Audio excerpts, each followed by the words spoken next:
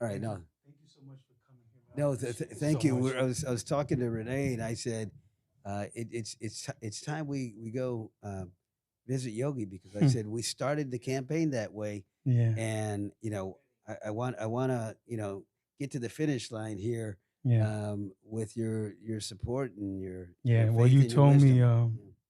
you told me that day. You said when it gets closer, we'll do a podcast, and I'm gonna go to your studio, and I booked all around this day, Yeah. and then I was like, this is Robert's day, Roberto's day. I don't know if he's. So then I had it ready for you. I Oh, had thank this. you. I knew that one of these days you're gonna reach out. We were gonna reach out back to each other, and this was gonna Yeah. happen. Well, that's the magician right there because she works the schedule. Yeah, yeah, So she'll bump things around and say, "No, this is a priority. This is a priority." yeah. Thank you so much. It's all about relationships, and that's what I was telling him. I said, "You need a mayor that's willing to actually promote the city, not the politics of the party, but promote the city." And I said that's what I would represent. Faith, show love, give hope today. Together we're stronger in every way. From the streets to the heart, we're breaking the mold. Welcome back to Have Faith, Show Love, Give Hope, the podcast where I have faith, I show love to my guests, and together we try to give hope to whoever's watching. Today we're sitting down with a man who's been at the center of a lot of conversation around Toledo, Roberto Torres, a Marine veteran, public servant, and candidate for mayor of Toledo, Ohio.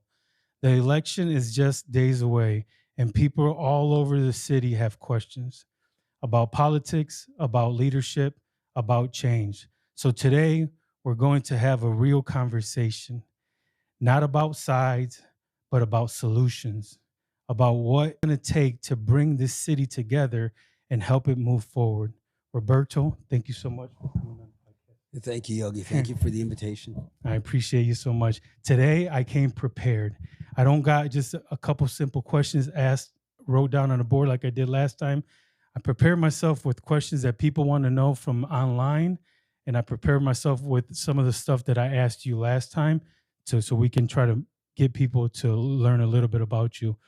Before we talk about politics, I want people to know who you are as a person. You've served this country. You've worked in multiple cities. You're also a hometown guy. At your core, who is Roberto Torres? What shaped the way you lead? What shapes the way you lead, and what keeps you grounded through it all? That's a good question. We throughout the campaign, we've had different opportunities for me to introduce myself to the community in the form of meetings, gatherings, and fundraisers. And just last week, we had a fundraiser at one of Toledo's oldest Mexican restaurants. It's Carmel's. Mm, So the two would be El Típico in the yeah. south end and Carmel over in the west side.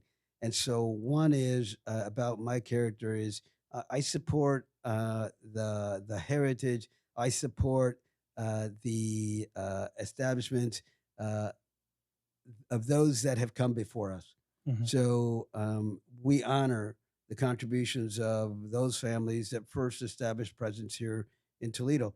And the mhm, Latino community has a very rich presence and a history here in Toledo. So we were at Carmel's, and it was a fundraiser amongst family and friends, and I called it Family Traditions. You know, every fundraiser usually has a special interest or some type of union or organization that is supporting the candidate. In this case, I wanted it to be family members and friends, mhm, people that I grew up with when we were kids.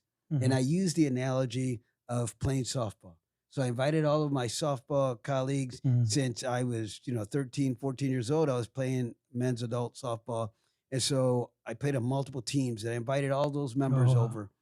And I said to them, I said, you're all here because we all got to know each other before we were tradesmen, before we were educators, before we were lawyers.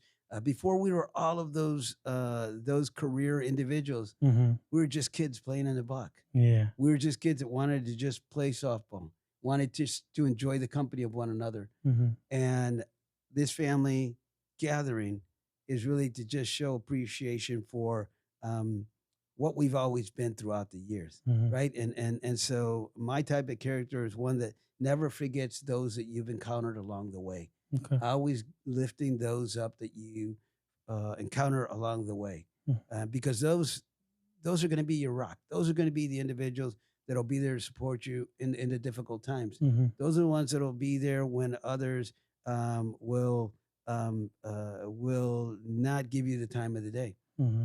And so we did that. And um, when I went to give my words of gratitude, you know, I shared that my mother and father and my Mm. brothers were all there. My brothers were all there, and I'm one of 13 in my family. Yeah. We grew up in a migrant camp, so very simple beginning, but we have lots of rich stories to tell. But I said, um, "Soy Roberto Torres, hijo de Juan y María Torres de Agüita, Coahuila, México." Mm-hmm. Right, and I say that, and I say that with with pride, Mm-hmm.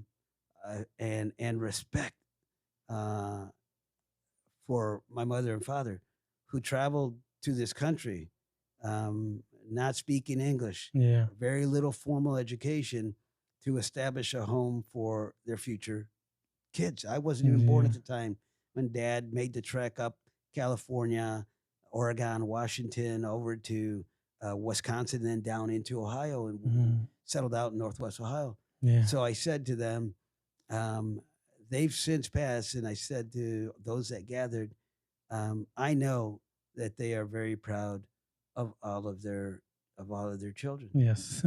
They're very proud because of all the sacrifices they made. It's paid off in the contribution that everybody is giving. And Mm-hmm. I said to them, to think that that young boy that was picking the fields in Northwest Ohio and Southeast Michigan, harvesting, you know, potatoes, tomatoes, onions, picking onions, you know, all of those vegetables, strawberries, Mm-hmm. for pennies, right? Yeah. Yeah. Yeah. Pennies. Um, that young man is one step away from being the mayor of a metropolitan city. Wow. That's like incredible. Yeah, that is That's like incredible. incredible. And I think it really says a lot about my personality, but it also says a lot about my family. It says a lot about our community. Mm-hmm. And so I'm really proud to be representing what could be a very historic moment Absolutely. for the city of Toledo, Mm-hmm. and that is to have its first elected mayor Yeah. who would be of Latino descent. Yeah. And you know what it shows me too when you're telling me all this? It shows me that it's hard for some people to still call on those friends from grade school, from high school, from college, because a lot of times we change so much, those friends fall off. And I don't know if I can call on a lot of friends from back in the day to come support me now. So it shows your character, it shows who you are, that some of your friends are still supporting you to this day, Roberto. Yeah, some of the greatest support that we've received, and I truly believe we're a blessed team. Mhm. We have a great team. Renee Clark, who is not only my significant other, but Mhm. my campaign manager, Mhm. has been phenomenal.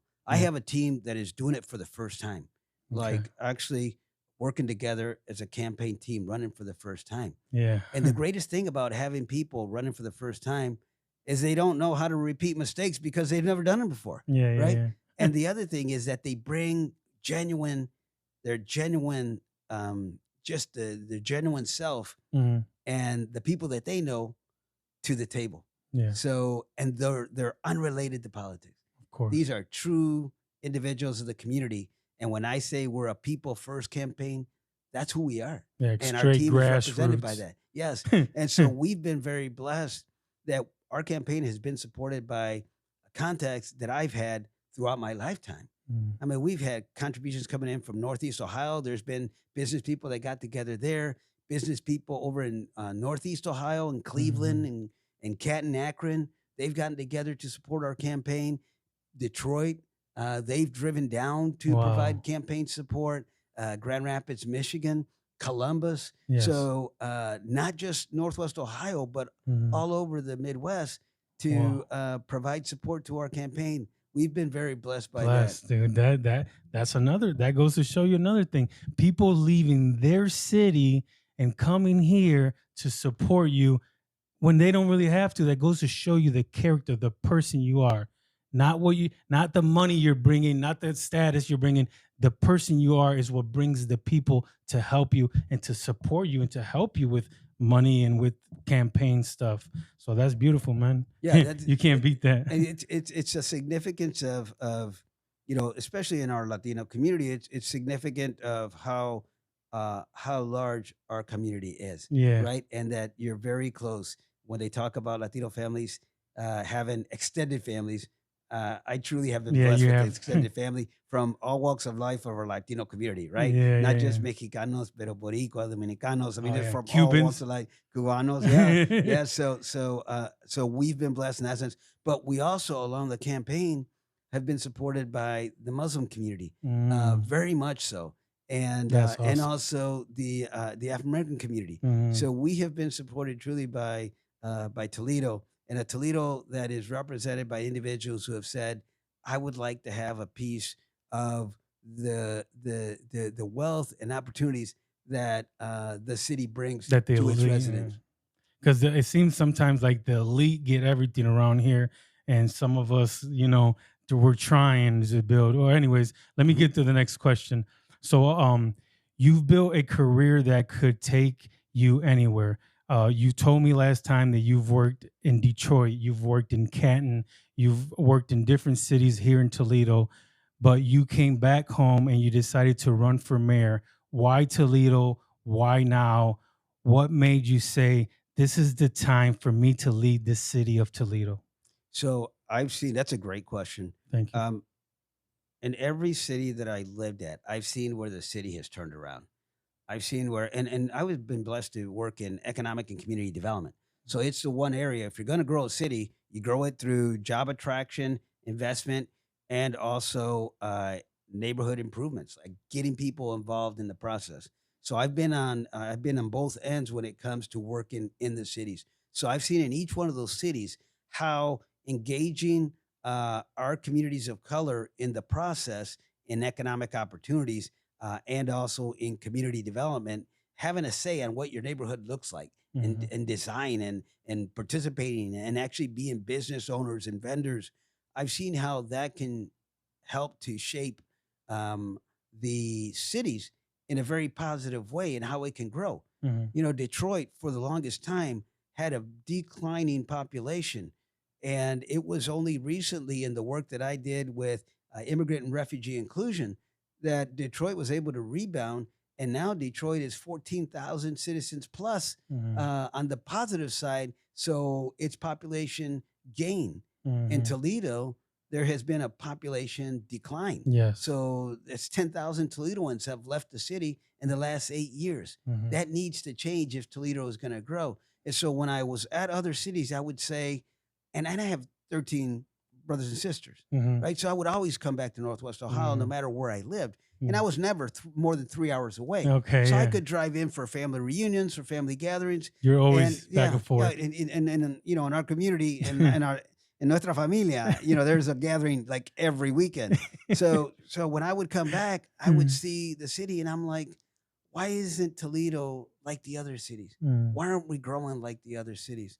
And so, in coming back, I had already been 6 years in Detroit, and Mayor Duggan had made a commitment that he was not going to run for mayor again. mhm, He's currently running for governor in the state of Michigan, and running as an independent, by the way, mm, because he believes that the solutions to the state of Michigan is actually being able to bridge the difference between the Democrats and the Republicans mm. and bring independents and other constituents under that umbrella of opportunities. That's awesome. So that's the way he's going. I thought it would be my opportunity to actually look to see where my place could be at in my hometown. Mhm, And I came here and I saw a number of things that really bothered me about the administration. But the one big one was that every other mayor that I had served under had served on a term limits. So the mayors only had 2-year term limits. I served for Cardi when he had a term limit. Jack Ford had a term limit, but he didn't get reelected. Mike Bell, Mike Collins, it, Paula Hicks Hudson.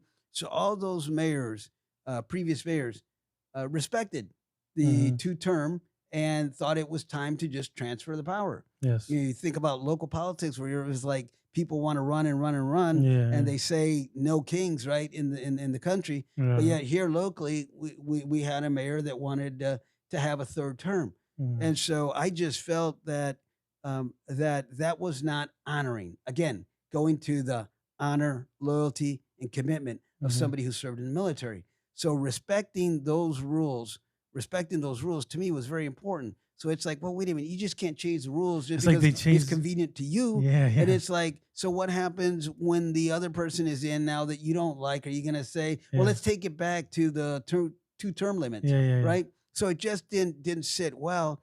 But the other thing was that we had a declining population, we had no job growth, and then we have a minority community that is the least wealthiest in this country. The mayor likes to say that you're entitled to your own opinion, but you're not entitled to your own facts. And I point to him, well, here's a fact.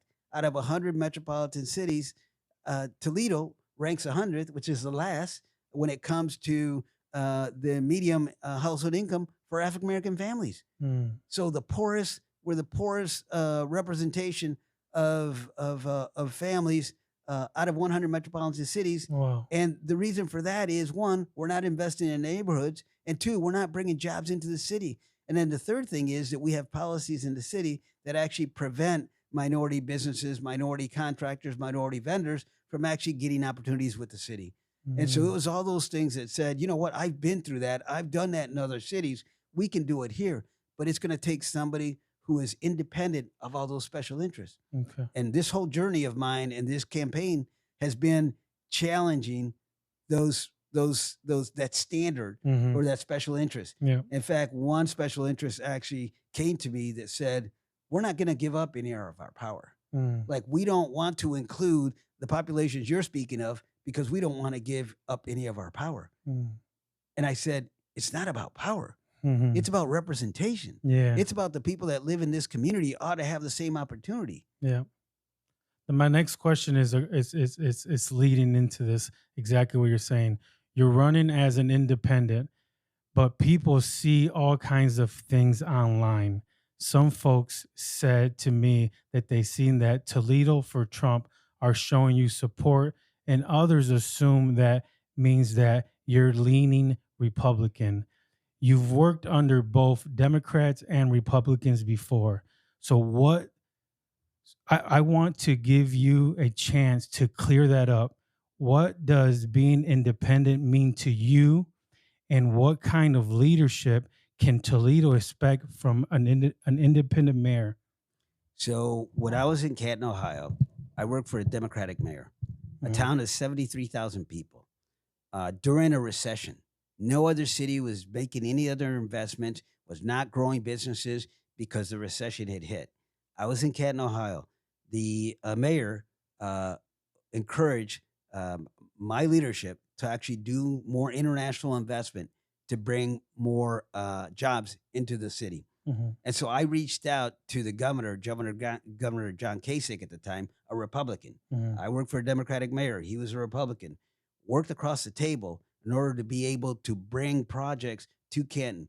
In that 4 years, we were able to bring in $1.8 billion Dang. of new investment. That meant new jobs into Canton, Ohio, which represented investments from China, investments from Japan, investments from New Zealand, Australia, Canada, Mexico. So it was other countries looking to build companies, bring jobs into Canton, Ohio. Mhm. So you need to be able to represent the interests of the people. Yes. Work with the politics, but it's the interests of the people that you represent, Okay. not the interests of the party. Okay. So when I speak of independent, I'm speaking independent of the special interest. I'm independent of the party. When you run under the party label, you run under their platform, the Mhm. issues that they hold true. Yes. One of those issues that they hold true is actually dividing opportunities, denying opportunities for our minority community, and dividing Toledoans. Yes. And that is the Project Labor Agreement. So there are interests that the party is beholden to that I cannot subscribe to. Okay. So I could not run under that party because my beliefs, which are the beliefs of the people, I'm genuine to the community. Yes. I don't compromise my faith, and I don't compromise my beliefs. Okay. And so that is what being independent allowed for me. Now, I can say that my platform, which is very simple, clean, safe, sustainable neighborhoods, is number one. Mhm. We got to get rid of slum and blight in our neighborhoods. We got to invest in our neighborhoods. We have to bring more affordable housing to our neighborhood. We need to take care of our infrastructures. You know, that yesterday I was brought a picture of a sidewalk that was redone by the city, and there's a fire hydrant that's sitting in the middle of the sidewalk. So there's a new sidewalk that was contracted by the city, and a fire hydrant is sitting right in the middle. Now, that's a violation of ADA for one, Yeah. but I'm thinking, like, who does that? Yeah. Well, Like, why not move the fire hydrant so that it's not in violation? But the other thing is, like, who thought that it would be okay to do that? Yeah. Yeah. And so it's like, I'm thinking, like, that's not paying attention to your neighborhood. So clean, safe, sustainable neighborhoods. The second one is creating conditions for investment that creates jobs. We're not doing that here in the city. Everybody else around us, Perrysburg, Rossford, Maumee, Sylvania, even Bowling Green Mhm. is attracting data centers. They're attracting Mhm. manufacturing White House. opportunities. We're losing manufacturers here in Toledo to White House, Mhm. right? And so it's like, we're not creating that environment. So that's the second thing. You're not going to be able to build the wealth of Toledoans if we don't bring jobs, Yes. right? And so that's one thing that we need to do. So that's the second priority. And the third one is being very transparent about the way you spend money.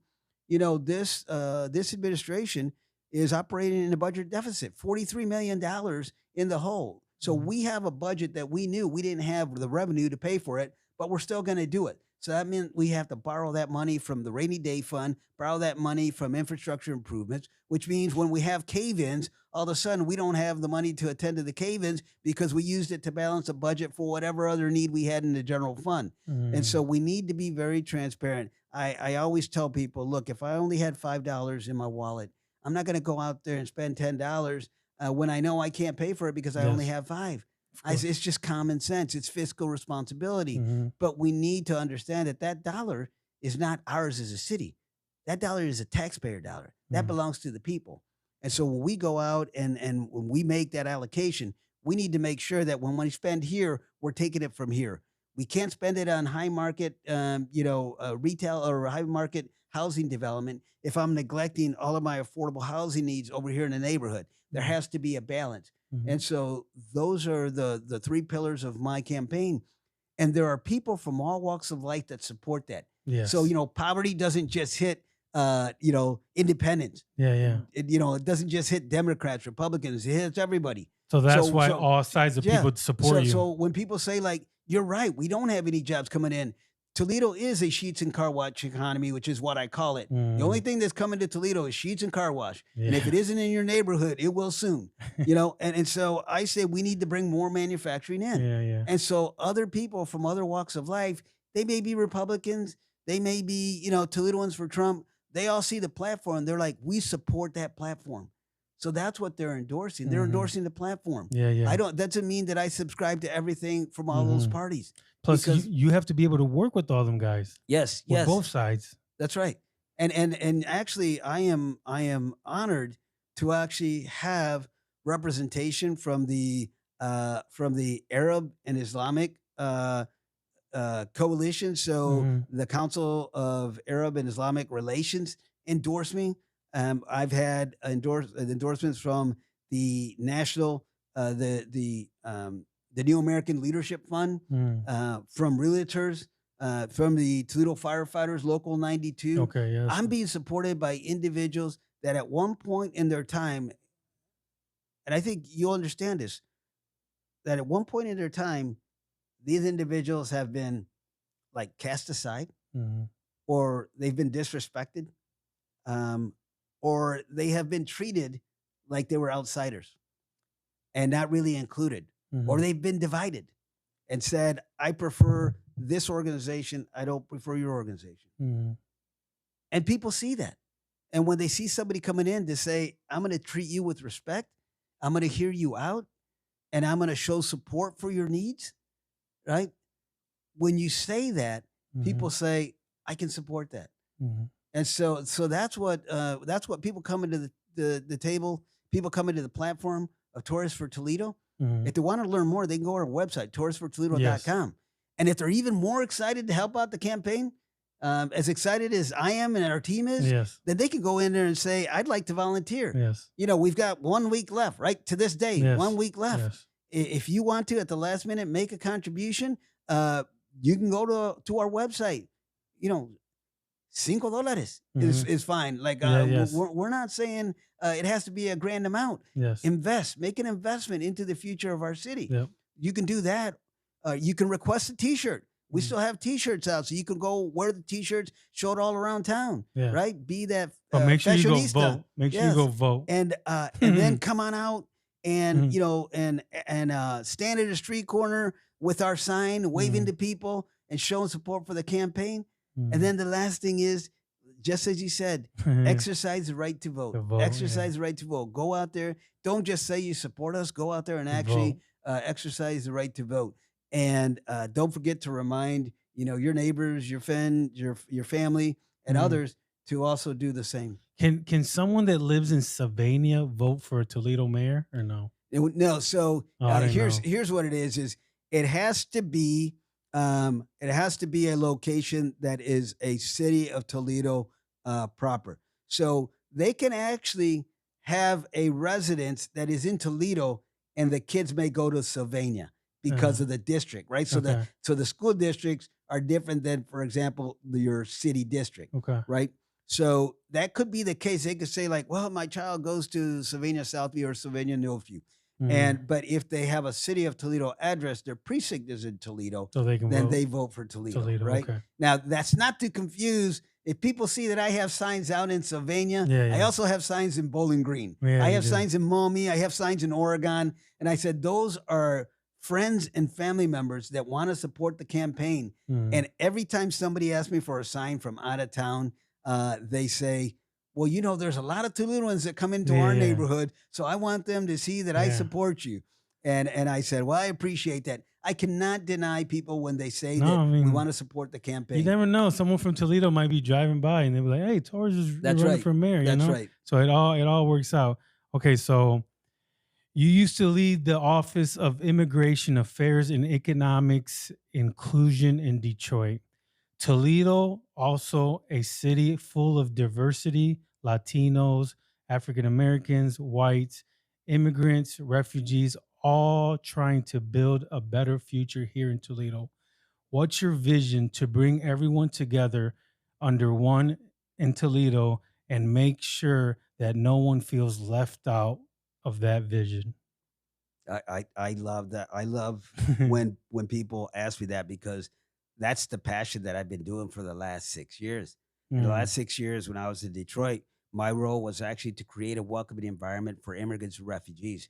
When we had, and here's how close the relationship is. When I was in Detroit, I had the opportunity to actually help to relocate 350 Afghan families. Many of those were people who worked side by side by our military, by our U.S. military during their crisis, and these were families that were threatened. Their lives were threatened because they supported the U.S. effort, and so they were lifted to come over to the U.S. Oh, yeah. And so it was up to cities to say, we'll take those refugees. So that was me in Detroit saying, we'll take your refugees. Oh. So we provided housing, we provided workforce development, we got them on the pathway to getting their to get their citizenship.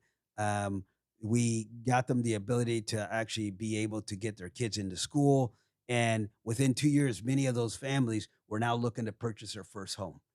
And I love that, because it's the spirit of the immigrant. The spirit of the immigrant says, I don't need you to do everything for me. I need you just to give me the opportunity to do it for myself. Yes. Right? I'll start my own. If I don't know the language, I'll start my own business. I know how to do this. I'll start my own business. And among the families that we resettled, I can do my business, right? And build it from there. Some of the greatest contributors economically in this country have been immigrant entrepreneurs. Yes. And so you grow a city that way. I didn't just do that with Afghans. I did it with Iraqis, with Syrians, with Senegalese, with Argentinians, Colombians. I mean, we had just people from all walks of life. Venezuela, we had people from all walks of life that were coming into our city. We were so good at what we did that President Biden actually sent his Office of New Americans, that's the White House initiative, to Toledo or to Toledo to Detroit to actually study what we were doing to become a welcoming city. That's the same type of approach I will take to Toledo. So what I bring here is that experience of being able to grow our community through the diversity that's there. It's not just, we have diversity already, but how do we use that diversity to tap into growth? And one of the things I've always said, and this happened over in Detroit, is you look at populations that already exist.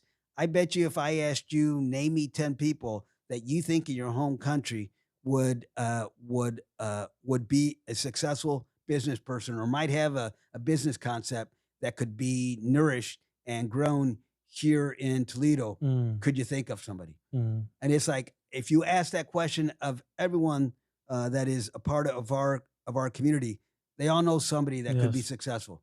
And so that is the mindset of an immigrant, that when they go into a community, they do it to grow. There's a concept called community capital that happens in immigrant communities, which means in some communities they don't do lending because when you do lending, there's interest. So in some cultures, they don't subscribe to that.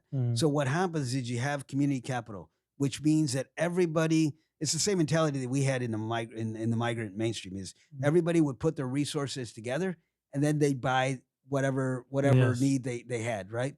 So what happens in Detroit is the community capital buys a vacant property that's available, and then they have a relative or somebody else that will come into that home and systematically within a 2 years time, you could turn an entire vacant, abandoned neighborhood into a thriving community, because now you have families that are coming in and now they're starting to invest in that neighborhood. And then you have corridors with businesses that begin to flourish because those very people will be the ones that will be starting those businesses. Yeah, they'll create little stores and stuff. Yes, it's happened in every other major metropolitan city. We haven't realized it here. No. It had happened here.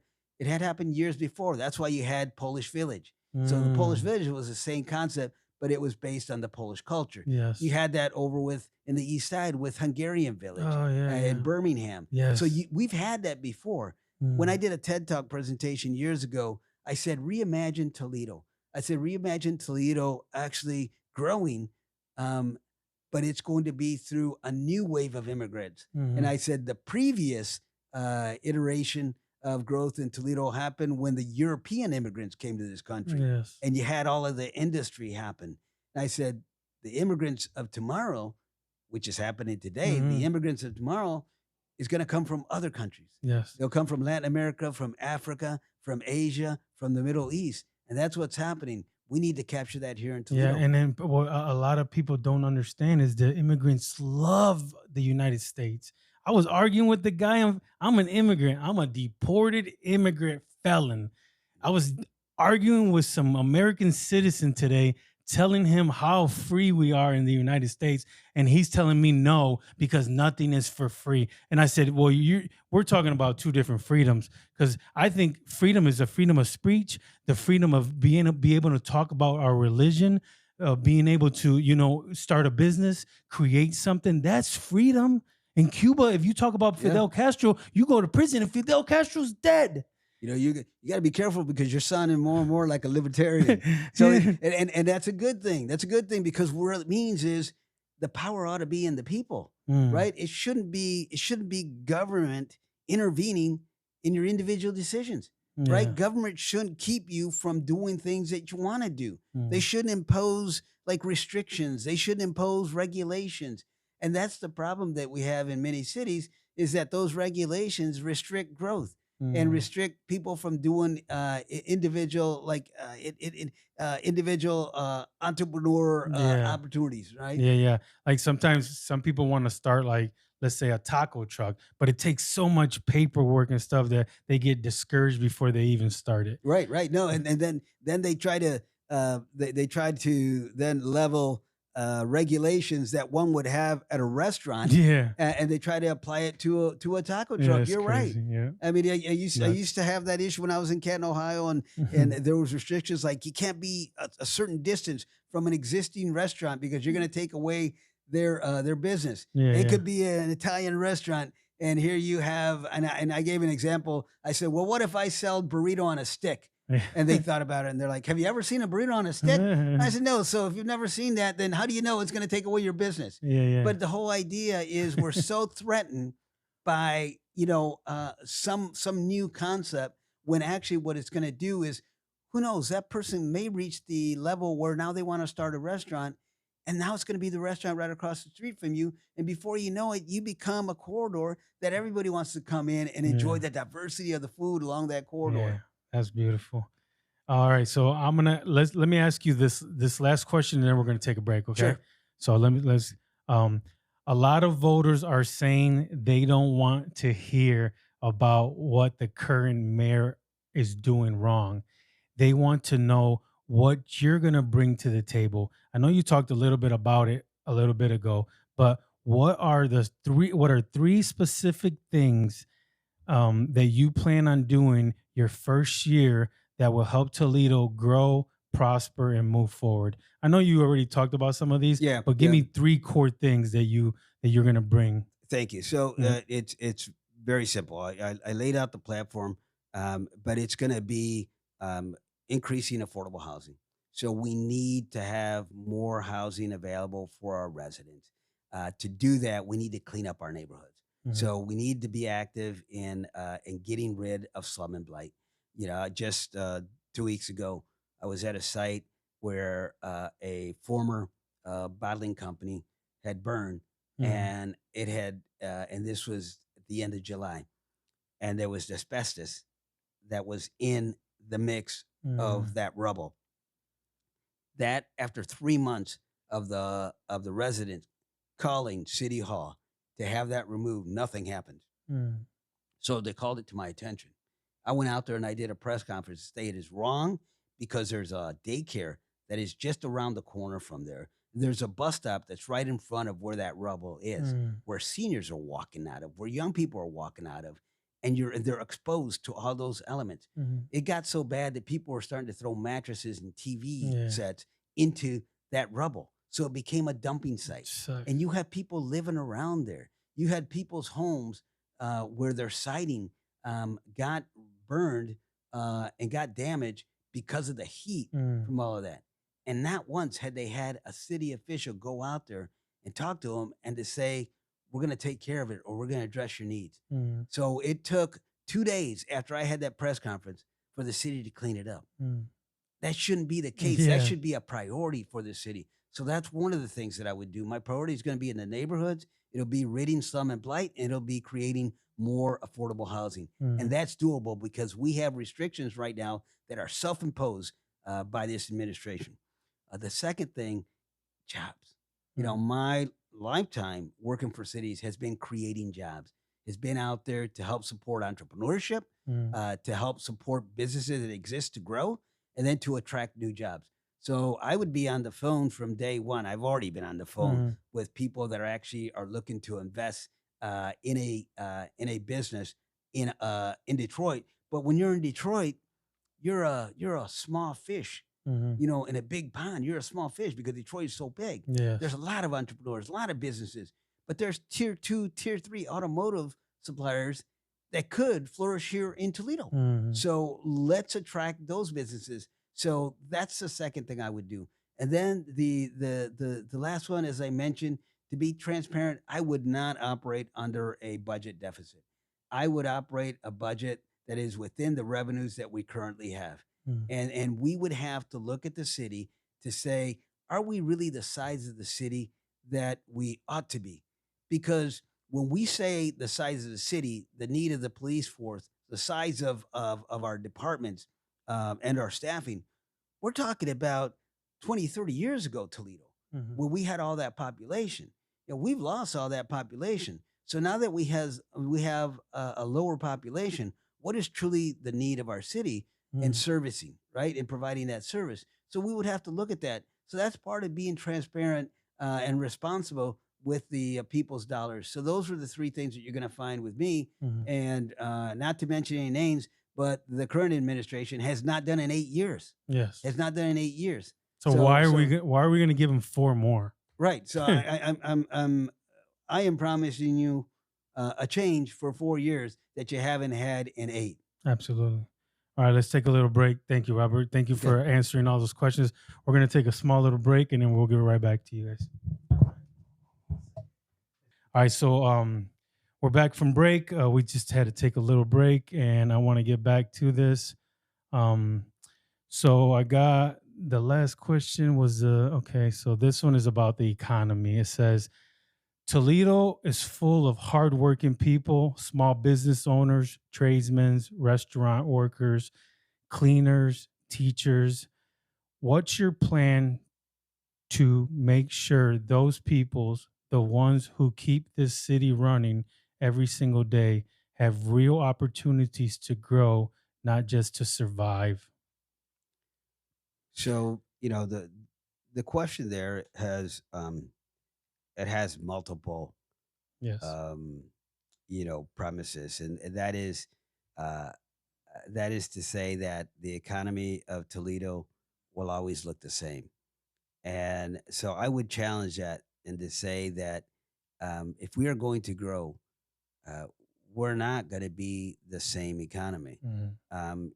The businesses that were around 30, 40, 50 years ago um, either no longer exist or they moved to other localities, Mhm. right?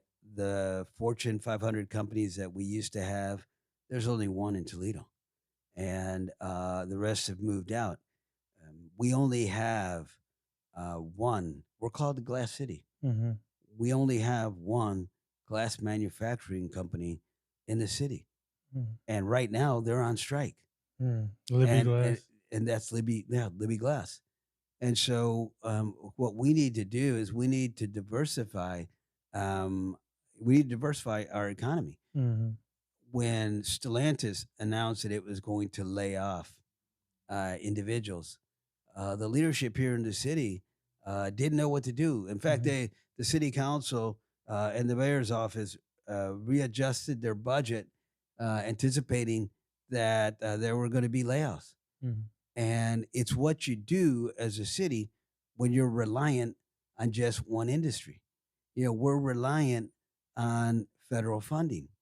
Right now with all of the concerns about federal funding not coming to our city, Mhm. we're at the mercy of national politics. Yeah. We ought to be an economy that is not as impacted by what happens at the national level, and so we need to attract new industries to Toledo. Mhm. We have the ability to do that.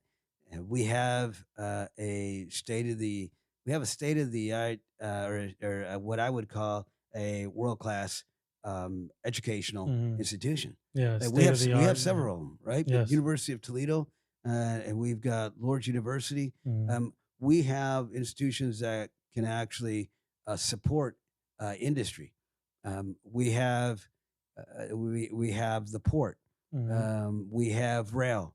We have air. So we have all of those elements that other cities would love to have, Mhm. but we don't have right now. We don't have the plan to actually support those industries. We are Mhm. so close to Detroit. I've always said that oftentimes we complain, that Toledoans have always complained, at least Toledoans in leadership have Mhm. complained that we're not one of the three C's. They said we're not Cleveland, Columbus, or Cincinnati, so we're not getting any funding. Mhm. But they neglect the fact that we're so close to Michigan. We're at the border that we have more in common. Mhm. I would say we have more in common with Ann Arbor and Detroit. And so perhaps what we need to do is have a comprehensive economic plan that actually supports alliances with Detroit and Ann Arbor Mm. to be able to grow industries in Toledo. Yes. And that's what I would do is I would look at a different type of alliance that's going to bring industries, technologies, innovation, and entrepreneur opportunities into our region by having a Southeast Michigan and Northwest Ohio alliance. Yeah, and you could do that because you have ties with that with the people up in Detroit in the government, right? Right. I Because could you've worked there. it could be mayor to mayor. Yes. And if my former mayor is governor, then That's I'd even have better. that audience. So yeah, and that goes back to the point about being independent is you're Yeah. able to actually go across those political Mm. lines to Yeah. be able to bring opportunities and resources to the table. Yeah. And there is so much potential here in this city. Um, that what we need to do is actually work collectively to reintroduce other industries. We got to reimagine Mhm. Toledo. That's the key word. Reimagine what we can be, Reimagine and Toledo. not try to continue to be what we've always been Yes. before. And those other those other jobs that were mentioned, those support jobs, they'll be there. Yes. With new industry, they'll be there with a new economy. Yes. But what we need to have is we need to have diversity so that way we are not subjected to some of the national decision making that then impacts your economy. And Mm. we're like, what are we going to do next? Yes. And we can't just be reliant on one. Jeep can't save us all the time, Mhm. right? That can't be our only solution. And so we need to bring other manufacturers, other Fortune 500 companies into Toledo. It's very affordable. We live in Mhm. a very affordable market. Yes.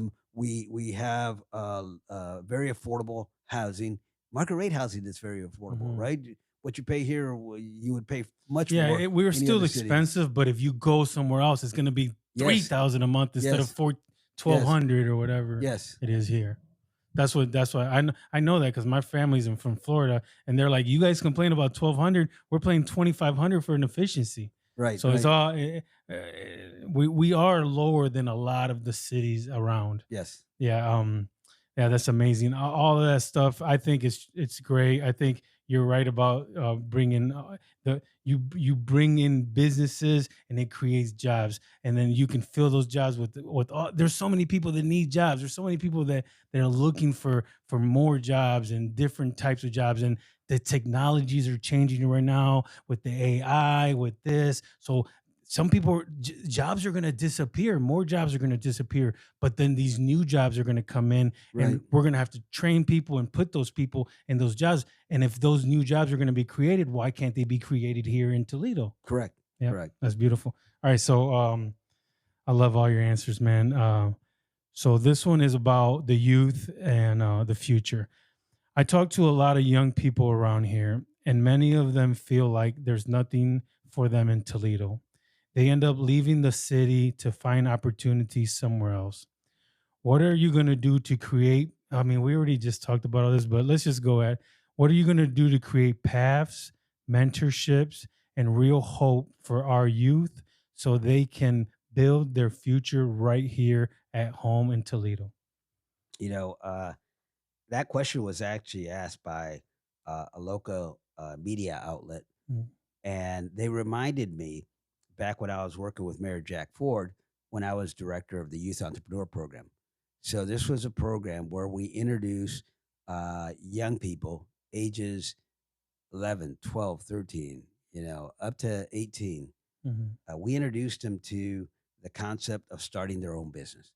And so it was a model that was shaped out of kind of like junior achievement, Mm. but actually with a loan program. So what happened is we would not only teach them to fish, but that whole Mm. concept you Yeah, hear of yeah, yeah. teaching one to fish, Yeah, you that's can awesome. feed them for a lifetime. Yeah, yeah. So, Mhm. but not only teaching them to fish, because I don't think that's the full solution. Mhm. What you need to do is you also have to provide them with the tackle, the bait, the fishing rod, and the boat, Mhm. right? You teach them to fish, but you also give them the ability to be able to do that. The And tools to do it. so we provided this loan. Each one of these young people were provided with a loan of up to $300, depending on what their business concept was, $300 for them to start their own business. Oh, cool. And then they would have to pay an installment. That was like $9.99 a month. But we also at the city provided them with opportunity for revenue. So, for example, if somebody was doing lawn care, we provided them with a lawnmower, with a weed whacker, and a gas can. Wow. Right. But then we also said the city has these lots, these vacant lots that we need to have tended to. So we'll do the first run and take the tall grass out. But then after that, now every 2 weeks, you got to go out there, you got to mow it with your lawnmower. And we'd give them all like 3 to 4 lots, and they'd go out there every 2 weeks. And we would pay them 25 to 30, depending on the size of the lot, $25 to $30 per lot. You're a young person, 11 years old, and you're bringing in 280. Let's just say 280 every month. 280 every month for the lots that you mowed. Yeah. And if you want, That's you could good. do more. You could do more lots, right? So all of a sudden, you're teaching children the value, but they also have to pay that loan, right? After they performed the loan for a certain period of time, then we said, okay, it's a grant now, because now you've proven yourself to be an entrepreneur, right? And so that's what we did. We didn't know what the impact was going to be. Jack Ford was only in office for 4 years, so we did that program for 4 years. Years later, fast forward, I'm in other cities and all that. I come back. Those young people now are 30 years old, 32 years old. In this campaign, I run into 3 of the former students of that entrepreneur program. They're all business people. They have their own businesses, adult businesses. And they said, I remember when I took your business class, that's when I knew that I wanted to do something. I could do it on my own. I did my business plan the way that you showed us. And now I have my business. It's not lawnmowers anymore. One even started his own church. He's a bishop. Started his own church, his own ministry. And I'm thinking, and I'm telling this individual, and he said, that was an innovative concept. Why did it stop?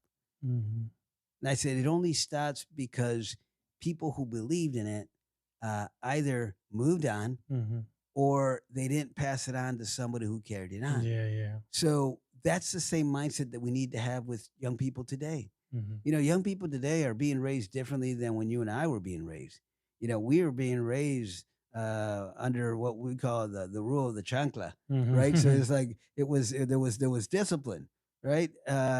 Nowadays, you're not allowed to do that. And nowadays you have technology. We didn't have technology. We didn't even have cordless phone. We only had a certain distance to take that cord, and that was it, right? And we only had limited time on that. Kids nowadays, they have access to the world on their tablets, on their phones, right? So they're engaged in a different way.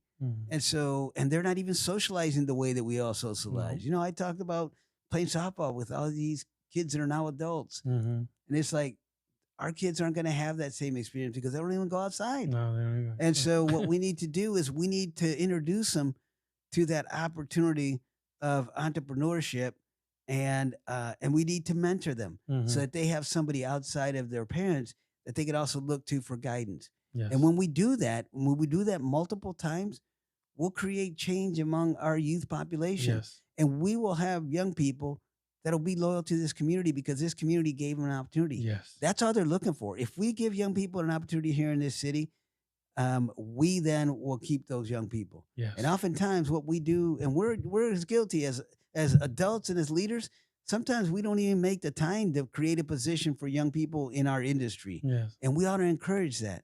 And so I made a commitment, and I've said it in numerous platforms, that I will make a commitment of 1,000 jobs for young people in my first summer as mayor. 1,000 jobs. Because I will not only make a commitment from the city, but I will have every other partnership that receives funding and benefits from the city to make an opportunity for a young person to come work for them. That's awesome. It could be an engineering company, a construction company because there may be an engineer there that may get a start just working at a construction company. I need somebody here. You could have somebody that is paid for by the program that would be lent out to you, and you could would do be the that camera. mentor. Yes, you would teach them because they could be a videographer in the Yeah. future. Or they could go into radio, TV, and film production, Yes. right? So those are the things that we're looking for. Those are the things that I will make available. I truly believe that young people are there are at that stage where they're at because of our lack of guidance or lack of opportunities. Yes. And so, under our administration, we'll do as much as we can to support our young people. Yeah, I appreciate that, man. Me and Robert Smith, the Robert is the one that linked me and you together. I've known Yeah, you forever, you've known me, but Robert is the one that actually linked us together, got us to actually, and then with with Renee and everything. And me and Robert were trying to do this at Wake High School. We wanted to start a podcast program to yeah, teach kids how to podcast, to teach kids how to do social media good. I yeah, wanted to start at Way High School. I wanted to start because he worked at the IT department and we were going to work together. And he proposed to it. We wanted to teach kids how to do social media the right way. We wanted to get a social media team on the Way High School's football team to help film, yeah, to grow the Way High School, because a lot of times the kids don't want to play football no more. yeah, But if they see it on social media, they might want to go join because they know that the social media will get it hyped up. yeah, So me and Robert tried all this, but wait, never actually, nobody ever picked up on it. yeah, So it's something that if when you become mayor, I would love for me and Robert to help some kids learn how to podcast, learn how to do yeah. social media the right way. Let me tell you, Not the bull, yeah, not the bull stuff, yeah. the real good stuff. I got to tell you, one of the projects that I learned early on in my community work.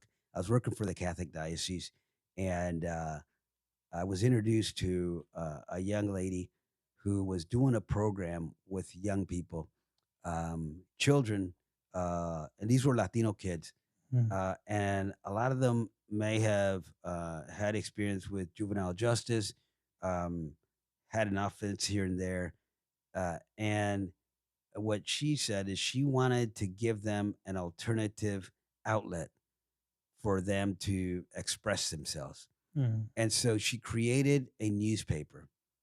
And I won't mention her name, okay. but she's a phenomenal leader in our community. She created a newspaper called La Voz. Um, and the paper was the voice of the kids.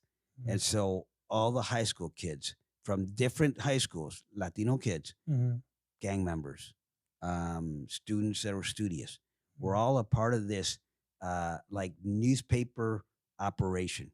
And so they were in a building and the students would write the articles. So it was anti-drugs, anti-violence, anti-alcohol. They would do that. The graffiti artists would do all the oh illustrations for the wow. paper. So every paper had a design that was phenomenal, great art. I still have some of the old issues. Mm, And the kids that were visual were the photographers. So they would go to the schools, take pictures, talk about what's happening with young people, youth clubs, yeah. organizations, things like that. And then the others were out there circulating the paper, doing the deliveries and Mm, all. All of that was being done with one grant that was $35,000 that came from the state government, mhm, the Urban Minority Alcohol and Drug Outreach Program. They ran into a situation where that money was being pulled away because other individuals said that should be our program. They're in our building.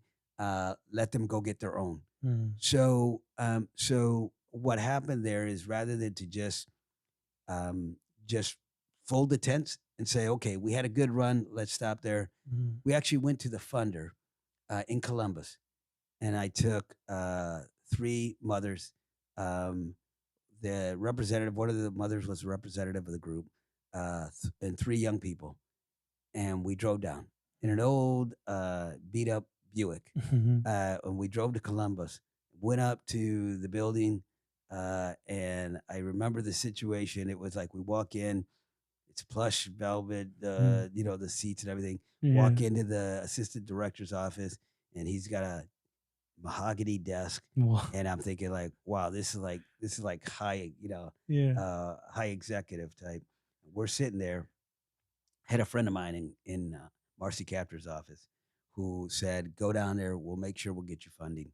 Mm. Um, some words were exchanged and everything, and words of support. He Oh, called okay. in and said, Roberto should be the friends of ours, and he goes, "Yes," and he goes, "Well, Marcy's looking at your budget because their budget gets approved by Congress, looking at your budget, and so."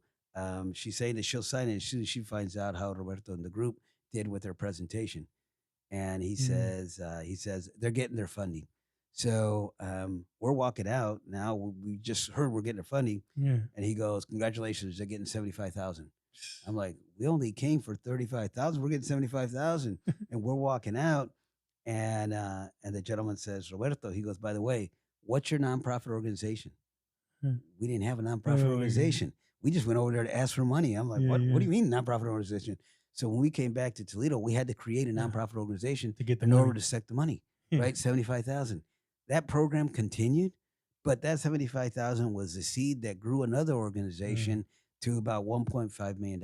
Wow. And so, and that was an illustration of a community actually being able to, when people say that it's not possible, doesn't mean it can't be done. There's Mm. just another way of doing it. So I would say to your concept, keep that concept alive. Mhm. There's a way to actually achieve that. Yeah. And those young people that actually benefited from that paper, from Mhm. that experience, they've gone on to do, Yeah. tremendous work Amazing things. in community service for this community. So those experiences are tremendous Yes. and are very very valuable to our community. Yeah. So I think so. So what you're saying is me and Robert should keep our dream alive because you never know. God works in mysterious ways. Amen. Amen. Thank you, my Always brother. I does. appreciate you. I think God has us together for a reason, anyways. All right. So you're a Marine veteran, and that comes with discipline, structure, and leadership. When it comes to public safety, how do you balance keeping our city safe while also building trust between law enforcement and the community? What what's your plan to make sure both officers and citizens feel respected and safe and supported here in Toledo? So when it comes to my background, I've always said that having served and having worn the uniform, one understands attention to detail. One understands orders. One understands the structure of command. And so, um, being in such a situation, you see that your first and foremost responsibility is the safety to protect the safety of its citizenry, Mhm. right? And to support the laws of our city. That's first and foremost what the department should stand for. Mhm. When we get into situations of should the department support federal authorities that are looking to detain undocumented immigrants, that's not an appropriate response for our police force. So Mhm. we need to have a police force that is actually responsive to the needs of the community and serves to protect, uh, Mhm. and to do it in a way that it is as justice, as Lady Justice, should be blinded to the differences. Mhm. And so that's where a city gets into situations when you begin to treat one population different than others. Mhm. And some of that is actually seeded by those in elected office. Mhm. So for example, and I was just talking to someone about this, when you have a business owner that is operating a mine illegally and has been doing that for 4 years, and the response from the leadership of the city is they were wrong to do that, so we're going to give them an opportunity to correct it. Mhm. They were wrong to do it, but we're going to give them an opportunity to correct it. Oh, wow. So that's one, a response to a multimillionaire, right, who is doing illegal activity. Mhm. On the other hand, while this is going on, the same time this is going on, we had an incident over in North Toledo at a sports bar Mhm. that is owned by three African American business owners. Mhm. Now, the incident actually happened away from the sports bar. So it didn't happen there at the sports bar. It Mhm. happened away. But the leadership of the city decided we're going to charge those individuals and we're going to prosecute them. Wow. And so they actually went to court and they actually got suspended for a year.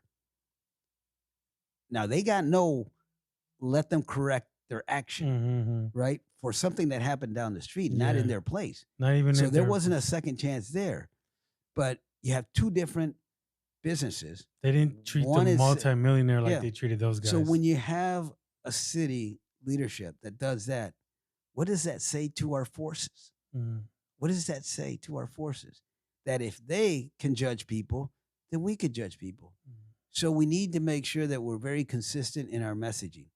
The other thing is that oftentimes what happens in leadership when mayoral changes happen is you tend to do away with initiatives that was good for the community that maybe a predecessor had done. Yeah. So it's come to my attention that that there is a need for a more robust citizens police review board.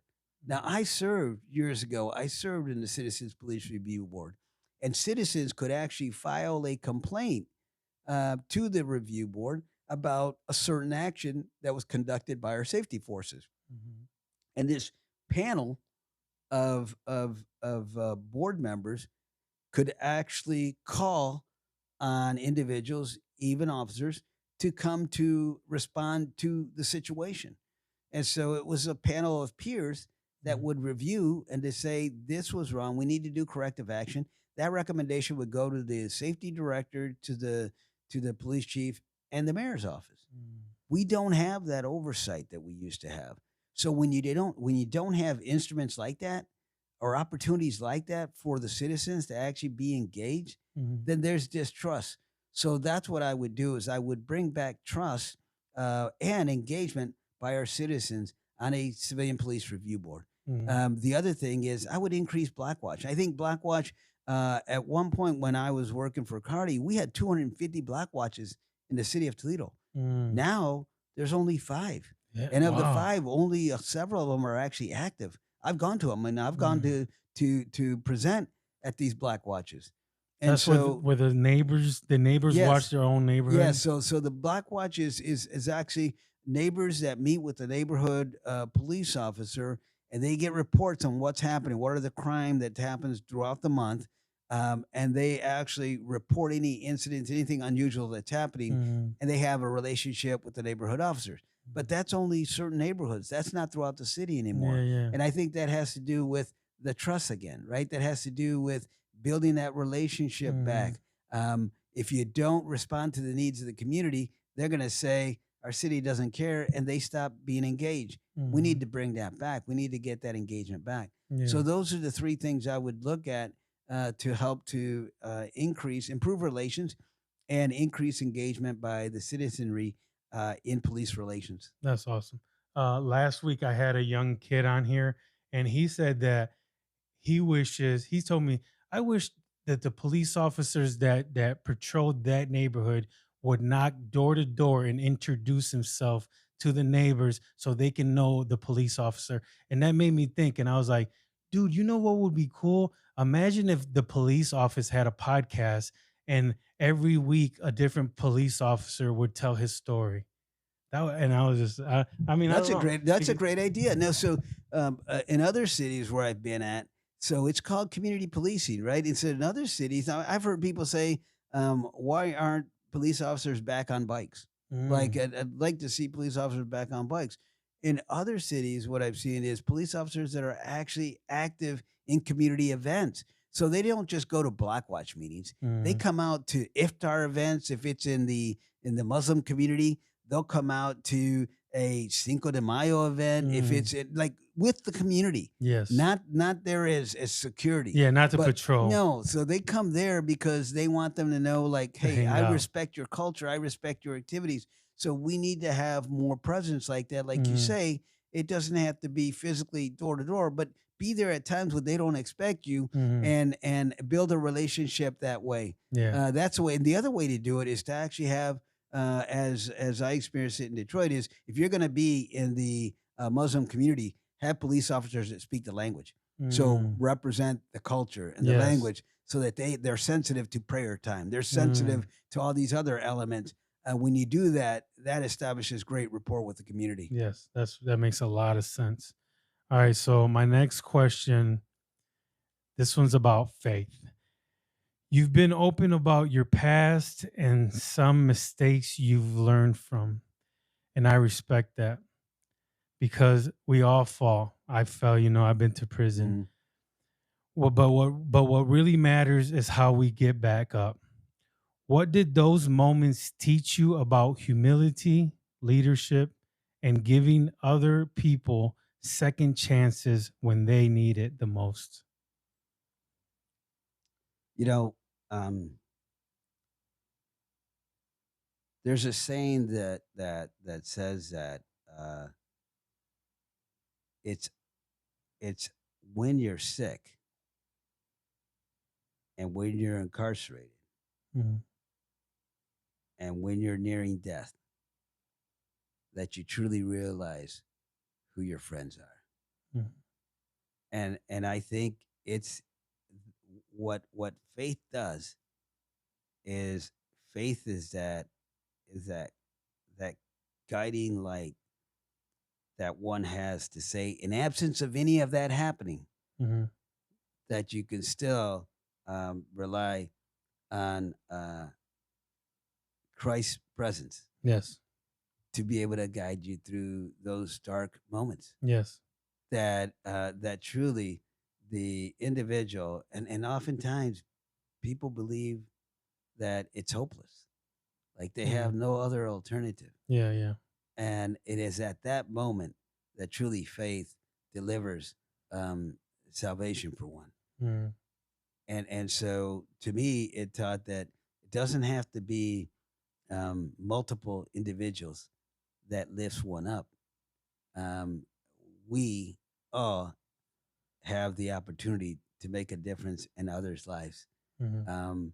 But we need to remind others that they are just as important, that it's regardless of the title, Mhm. regardless of your income, regardless of your stature, Mhm. that we were all created uh, in the same in the same uh, in the same composition, Mhm. um, by God's hands. Yes. We're We're created that's in the where image of God. that's where we're all the same. Mhm. That's where we're all returned, Yes. right, to that same matter. And so for me, faith um, has been much a guiding light for me. I've always said, when people say on this election, Mhm. um, when they say, you know, and they're very optimistic about the election, I always say, you know, I truly believe that it was God's calling um, that called our movement Mhm. to the table, right? Yes. But it's going to be his it's going to be his choice on what will happen on November the 4th, Mhm. and we have to trust Yes. that he will provide for that. And so for me, I think a lot of it has to do with just being consistent in that faith, and understanding that um, faith is diverse. Yes. Yes. So along the campaign, we've spoken to many different populations. Muslim, Baptist, um, Lutheran, Methodist, Yeah. and so everyone has their own. Is being led by some spiritual, Mhm. you know, um, identification and greater source. Yes. And so it's understanding that we all have our own. Uh, we're all being led by a certain faith, Mhm. but in the end, we're all created in the same mold. Yeah, and we gotta like if we believe in God, we got to believe in grace. So like me, I went to prison, right? I made a Hmm. lot of mistakes. But Hmm. now that I got out and I've been working hard trying to become a good person. Yeah. Do you think it's okay to give me grace and let me try to be, like, because a lot of people still say, well, you're still the guy that went to jail. You're still the guy that sold drugs, and they Yeah. still won't give me a chance. They still won't watch my podcast. They still won't, they won't give me the opportunity to sit down with like you. Yeah. So do Yeah. you believe that we need to start giving each other grace for mistakes that we've made throughout our lives, because we've all made Very, them? yeah, very much so. Very much so. I mean, I think that's when we limit our potential as a community. And because you think about, um, your early childhood. Hmm. Think about when you're born.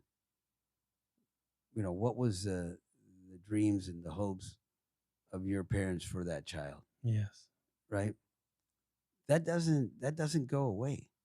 The bond that a mother and father has for their son and daughter, regardless of all the mistakes or Hmm. the errors that they encounter, that love is there. That's the same love that God Himself has for all of us. Hmm. And so He doesn't judge us because He knows He created us in a way in which we will, if we follow the Word, then and act in the way that His Son did, that we will be able to share that grace Hmm. and celebrate that, with our brothers and sisters. And Hmm.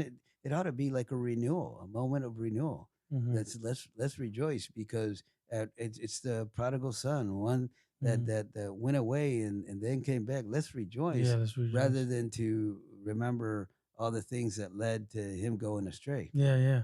And plus, we all make mistakes, so we know we need to all give each other grace. All right, Roberto. This is going to be the final question. If you could look straight into the camera and speak directly to the people of Toledo, no politics, no talking points, just your heart, what do you want to tell them before they go vote for you in just a couple of days on November 4th?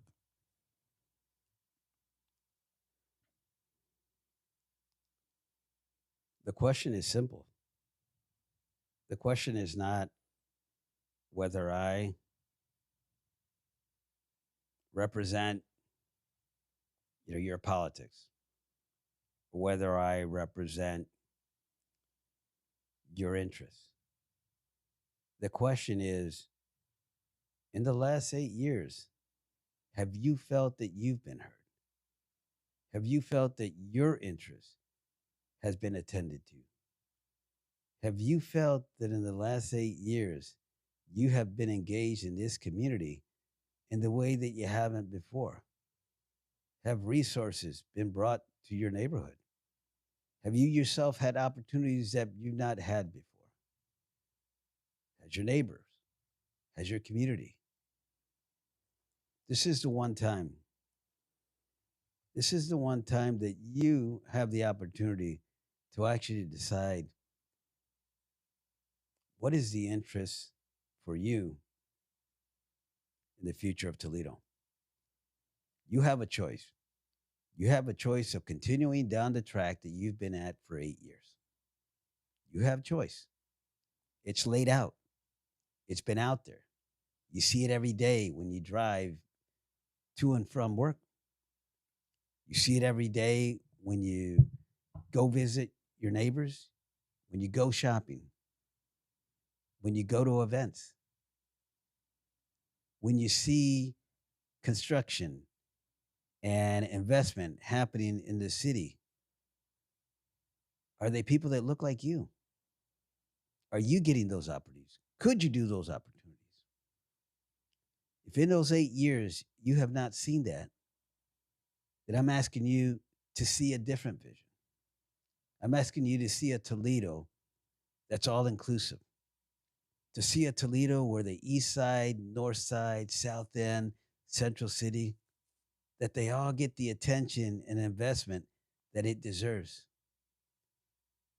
Do you see a community where there are storefronts that are very alive with the culture and the ethnic diversity of that population in that neighborhood? Do you see kids playing in the streets? Do you see kids playing in the playground? Do you feel safe? If you want a different Toledo that says, this is a city where I would welcome my friends, where I would welcome other members of my family, where I would welcome others into this community, that's the Toledo I believe in. I believe in the potential of Toledo. I've lived in many neighborhoods here in Toledo. I've worked in Toledo many years and I've seen the potential. I've worked in other cities where other families have realized that potential. And I want to bring it here. But I can't do this alone, Toledo. My team can't do it alone. I need you to exercise your right to vote. On November the 4th, I encourage you to go in and exercise the right to vote. If you haven't done it already, we're into early voting.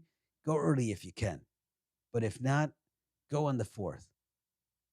And I ask you as you walk in to think about your interests. Who's there to serve your interests? If you haven't had it done, then I ask for your vote because my commitment is to you. I'm independent because I serve no special interest. My only interest is in Toledoans. Toledoans first. A Toledo that serves its residents. I'm guided by my faith, by the principles that were taught to me by my family. I started off by saying, soy hijo de Juan y María Torres de Agüita, Coahuila, Mexico. Those early lessons as a child has not been lost. I have very simple beginnings. I have very simple needs. The one that I'm asking for on November the 4th, cast your vote for Roberto Torres. Thank you very much, and adelante. Thank you, guys. Roberto, I appreciate you taking the time to sit down with me, being transparent, open, and honest. To everyone watching, make sure you go vote for my brother, Roberto. I appreciate you guys so much. This city has a lot of potential. You guys need to play a part of it. You guys can do it. You guys are all American citizens. I am an immigrant. I cannot vote. But guess what? I'm going to do everything I can to get everyone to vote for this man. Because if we can get someone that has this much passion for our city and our town to get in there and help our community get better, our Latino community, our African-American community, all of us, every single one of us, if we can get him to get in there and to help us and not to work with the elite, but to work with the young people, to work with me, to work with people that everyone forgot about, to work with all of us. It will be a beautiful thing. So thank you guys so much for watching. Make sure you go follow all his pages. Make sure you go vote on November 4th. Have faith, show love, give hope, let go, and let God. Thank you so much. Thank you. Thank you.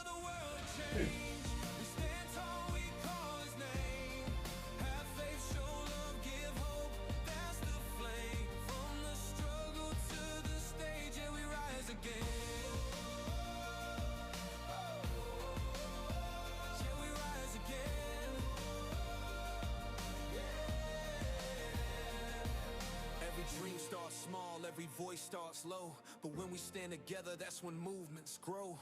From one supporter to a city awake, we're proving that the light shines through every mistake. We don't wait for the world to change, we take the pain and turn it to praise. Have faith, show love, give hope, that's the way. Toledo is our time.